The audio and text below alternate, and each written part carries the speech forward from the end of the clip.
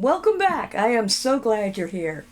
Today we're going to talk about making jellies and going into proceed to the next video for a jelly that we're going to make.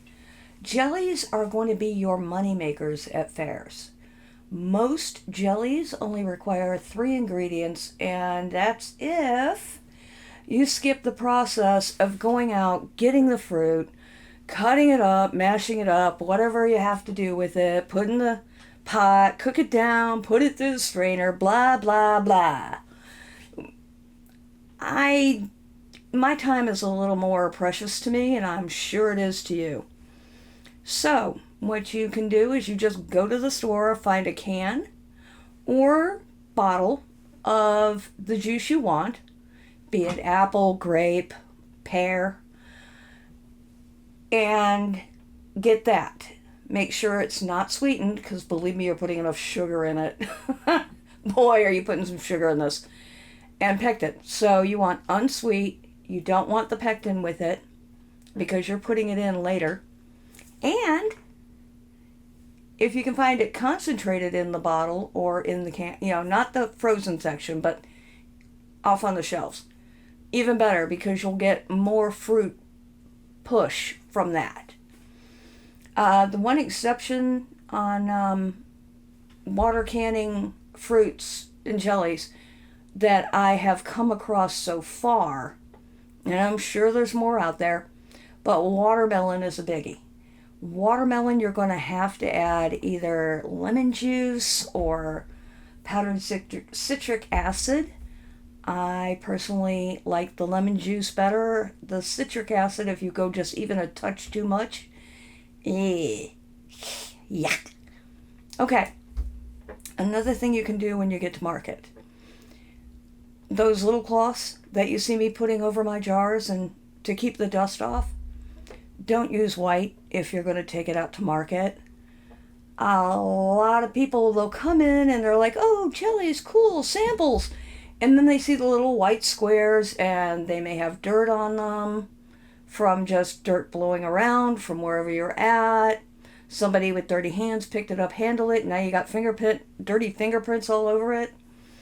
Yeah, and then the next person comes back and looks at the white cloth and sees all this dirt and finger smudges, and they're like, unclean, unclean, and out they go. So find some cloth that's cute. You have like a little checkered pattern or a solid color that helps hide dirt, some kind of fancy pattern. That's up to you. Just don't go spending a lot of money on it. You can get scraps pretty quick. I've seen some that have actually found burlap. Burlap does real well too. Another thing that you can help draw them in by visual, go to like a hobby store into the floral section. You'll find those cute little mini baby fruits. Cherries, apples, lemons, what have you. Buy up some of those. And what you'll do is on the cloth, before you put it on the jar, go ahead and glue the little fruit in the middle of that cloth. Let it dry real well. Just a little glue gun.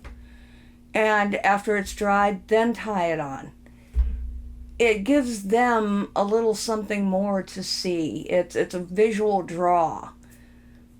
And it also, to their mind, especially the subconscious, they're thinking, ooh, how fancy. So go ahead and do that. And you'd be surprised how much that one little thing could possibly jack up your sales. Alrighty then. So, if you're using fruit juice, the other 2 ingredients are sugar, which I've mentioned, and pectin. Very easy to make, and water canned, so it's a quick canning, so you can get quite a bit out, unless you have a large household like me, and I'm continuously having to refresh it.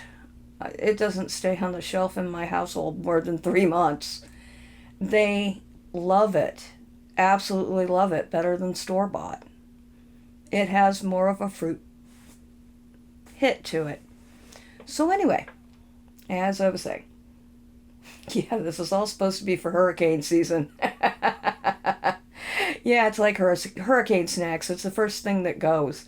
Anyway, so let's go ahead and let's get to the jelly making videos. Are you ready?